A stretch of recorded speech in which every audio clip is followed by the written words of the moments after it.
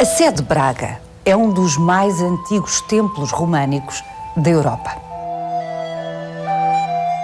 Do final do século XI, a Sé de Braga nasceu 54 anos antes da fundação de Portugal, no grande arranque da Reconquista.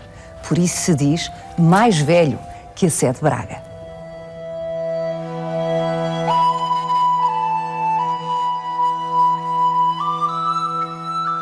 A Sé de Braga é local de culto desde há 1000 anos.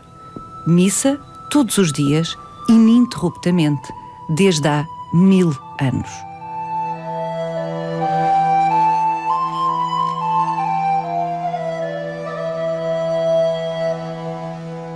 Mil anos é a idade deste cálice.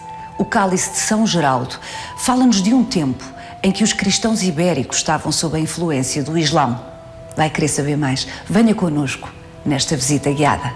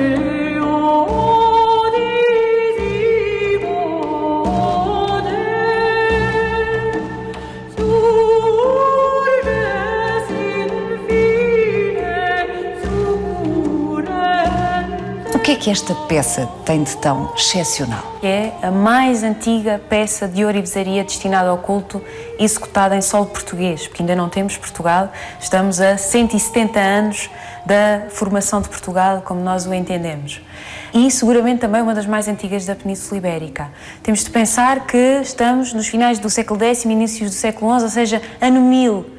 E é preciso pensar todas as vicissitudes pelas quais teve de passar uma peça como esta para chegar até nós hoje, até aos nossos dias, 1000 anos depois.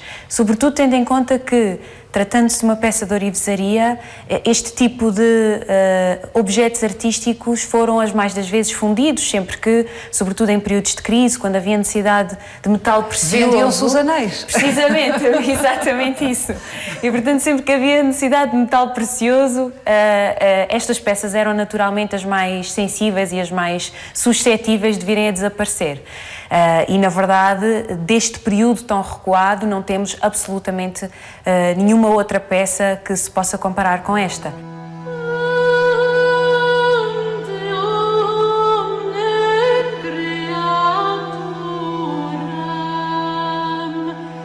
Os mais antigos cálices conservados em Portugal, como o cálice de Dom Gueda Mendes, que se encontra no Museu Nacional Machado de Castro, ou o cálice de Dona Dulce, que está no Museu Nacional de Arte Antiga, datam já da segunda metade do século XII, ou seja, peças produzidas 150 a 200 anos depois desta. Quando se fala século X, século XI, é uma bruma, não é?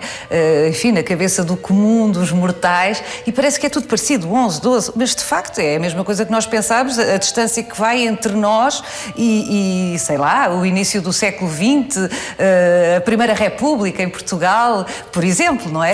A distância é essa. Quando este cálice é produzido, os árabes estão na Península Ibérica, dominam a Península Ibérica há 300 anos. Não que dominem todas as partes da Península Ibérica, mas grande parte da Península Ibérica há cerca de 300 anos. Verdade. Desde 711 que os exércitos muçulmanos chegam à Península Ibérica e tomam conta de grande parte do território peninsular. Os cristãos que não se submetem, porque alguns ficam nos territórios dominados por muçulmanos, mas os que não se submetem ficam relegados às áreas, às regiões montanhosas do norte peninsular, em pequenos focos de resistência, e são esses pequenos focos de resistência que, a partir da segunda metade do século VIII, dão origem ao Reino das Astúrias, que no fundo é o ponto de partida para o que virá a ser a reconquista, como nós a conhecemos, que não é mais do que a conquista por parte dos cristãos, novamente de territórios, entretanto, dominados pelos árabes.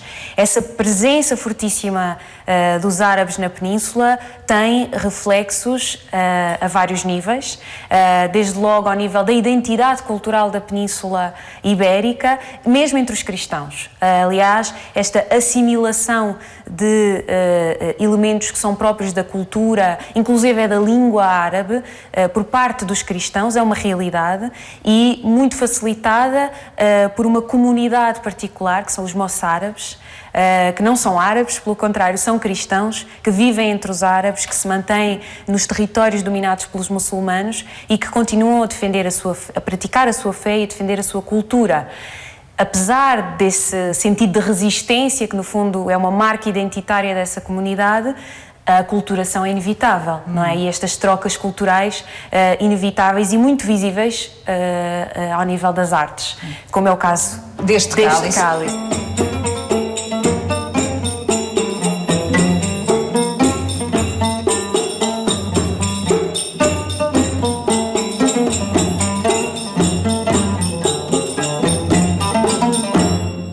É impossível explicar absolutamente todas as condições históricas que envolvem esta encomenda, mas felizmente na base do cálice temos uma inscrição que nos fala de duas personagens que são os antigos detentores desta peça e, portanto, os seus encomendadores, e que são os condes Mendo Gonçalves e Dona Toda. Dona Toda é um nome fantástico. É fantástico. Como outros nomes deste período que se perderam completamente e que são bastante curiosos. Mendo e Toda são dois exemplos muito claros disso. Este Mendo Gonçalves é conde de Portucale. Nos finais do século X, precisamente, como estava a dizer, entre cerca de 997 e 1008, portanto, passando este ano 1000, que é um marco psicológico e histórico fundamental, é um período de grandes convulsões em toda a Europa e também no território da Península, um período de grande mudança, de verdadeiro arranque da cristandade ocidental, como diz o Jacques Le Goff. O conde Mendo encomendou, enfim, como lhe competia, sendo da alta aristocracia, uma peça especial para beber às refeições, é isto? É isto. Então como é que se passa a chamar de São Geraldo? Pois, o certo é que este cálice acaba por se transformar, ou este recipiente, este vaso, digamos assim, acaba por se tornar efetivamente num cálice destinado ao culto, com funções litúrgicas para a celebração eucarística, e provavelmente é nesse momento que ele ganha esta denominação de cálice de São Geraldo, na mesma altura em que certamente é produzida a patena, este pequeno prato, também de prata dourada, que hoje em dia constitui um todo artístico com o cálice, não é? No seu todo funcionavam no contexto da missa, tomando o seu nome do bispo Dom Geraldo, que é quem está à frente dos destinos da Diocese de Braga, 100 anos depois desta peça ter sido produzida. 100 anos depois de Dom Mendo Gonçalves, conde de Portucale, ter encomendado este cálice, a paisagem geopolítica da Península Ibérica já era outra. Em 1071, o Condado de Portucale é absorvido pelo Reino da Galiza. 25 anos depois, em 1096, Afonso VI de Leão e Castela retira de novo à Galiza o antigo território de Portucale, acrescenta-lhe o antigo Condado de Coimbra e dá-o a governar a Dom Henrique, sobrinho da rainha, sua mulher. Dom Henrique era francês, filho segundo dos duques de Borgonha. Nobre guerreiro sem acesso à herança do pai, via assim o seu estatuto fortalecido pelo cargo governativo que lhe era entregue. Dom Henrique serviu lealmente Afonso VI à frente do novo condado portucalense, sem deixar de reforçar a identidade do condado no seio da península.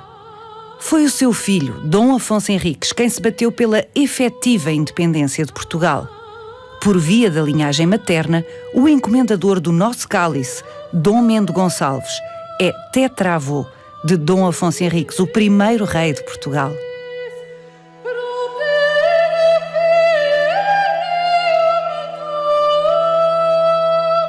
E, entretanto, o que faz aqui aquele cofre?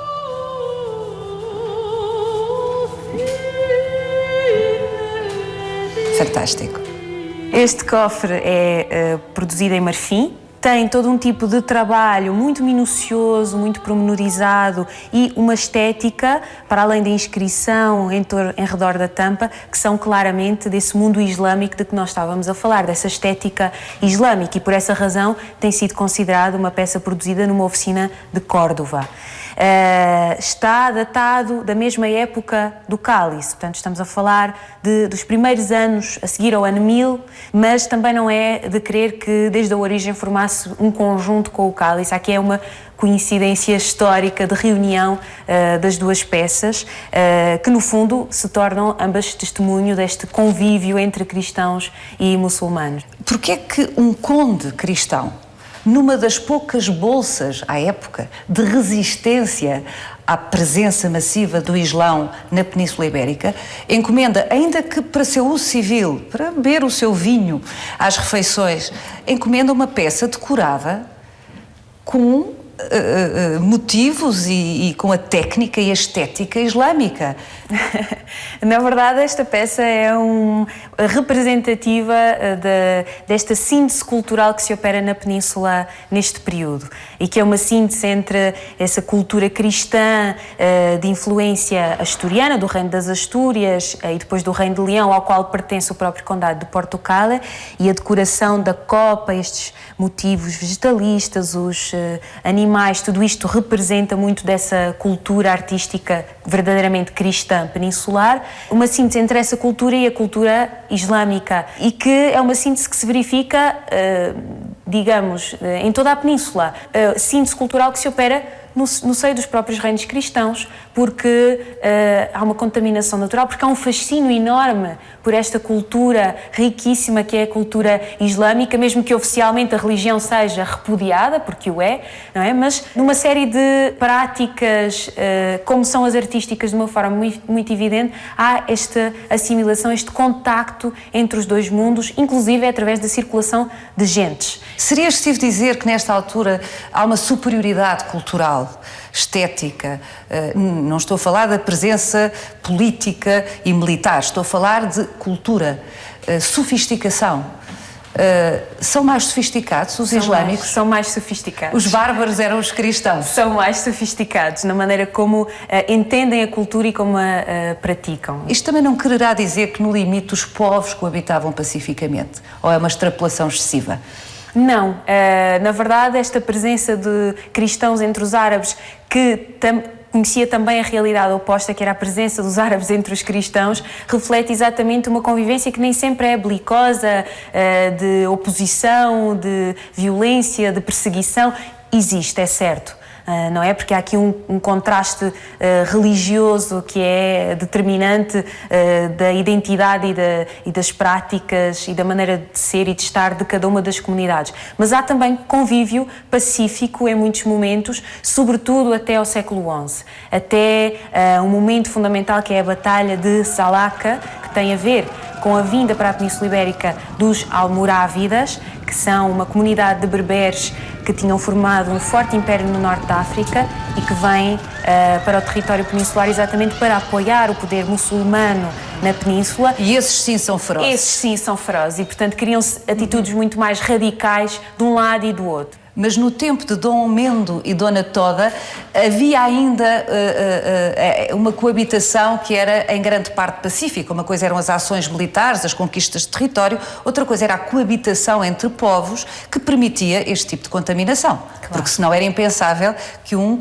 conde cristão aceitasse que um copo onde bebia vinho às suas refeições fosse decorado com motivos islâmicos. Até porque os próprios artistas eram muitas vezes precisamente moçárabes, não é? E a presença de moçárabes entre os primeiros ourives, e é desse domínio que estamos aqui a falar, é uma realidade que se traduz muito claramente neste cálice. Sugiro que continuemos a nossa conversa na Capela da Glória, que nos dá conta de como esta influência islâmica perdura pelos séculos em Portugal.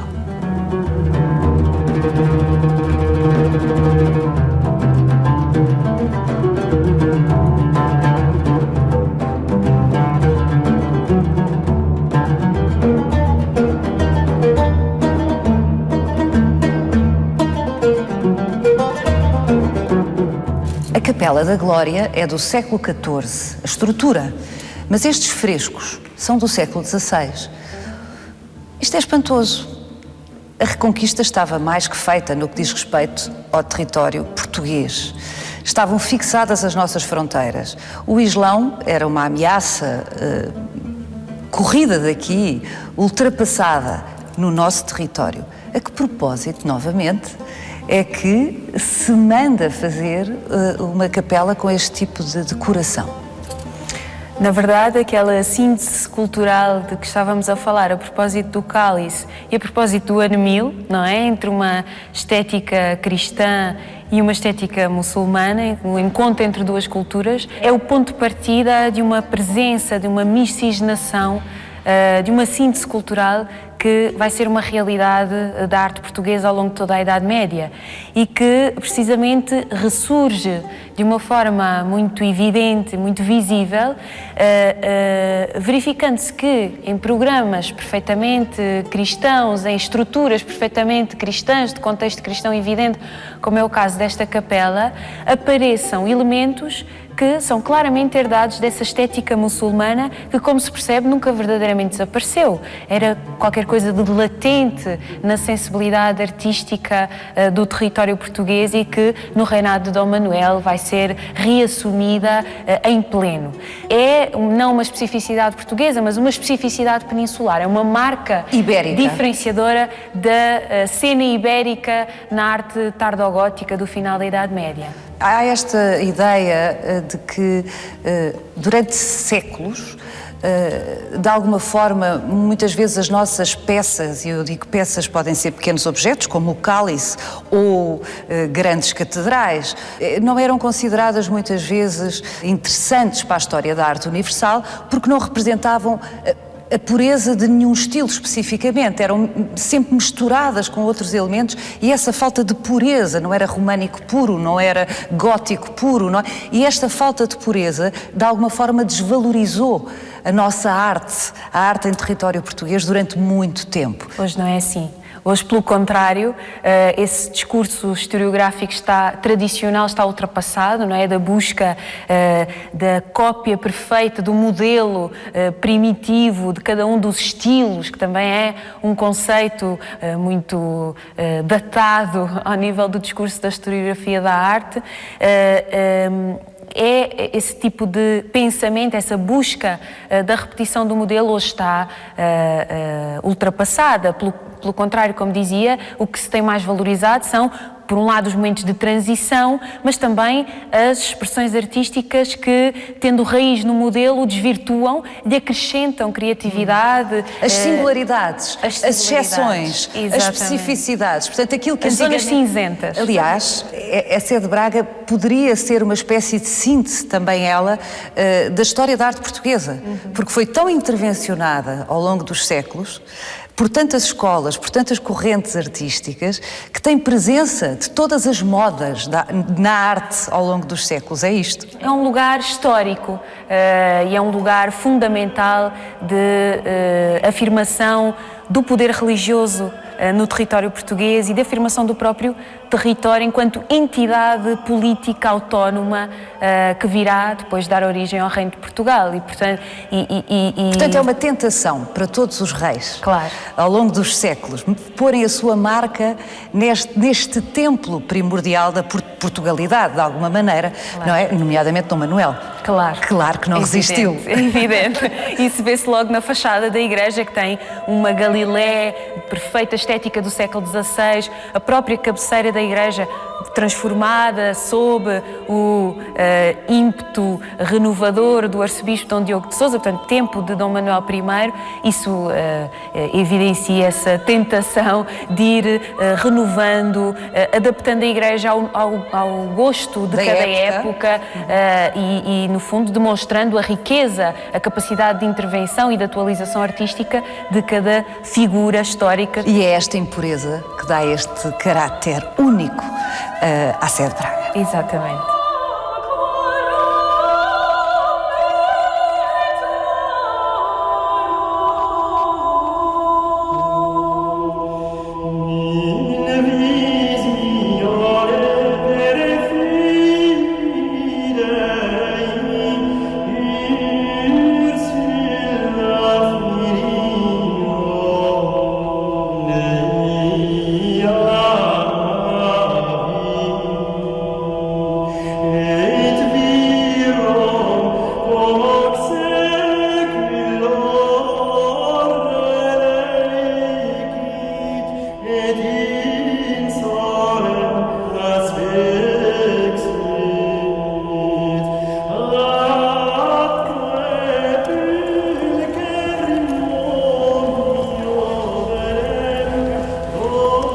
Este portal é original, é das poucas coisas que continuamos a poder ver de finais do século XI, da construção original. Daquilo que se conserva dessa estrutura românica primitiva, uma das primeiras da Europa e, claro, uma das primeiras do atual território português, é, de facto, uma das sobrevivências.